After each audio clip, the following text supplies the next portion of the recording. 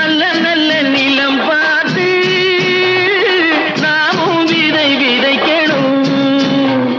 நாட்டு மக்கள் மனங்களிலே நாணயத்தை வளர்க்கணும். பள்ளி என்ற நிலங்கள்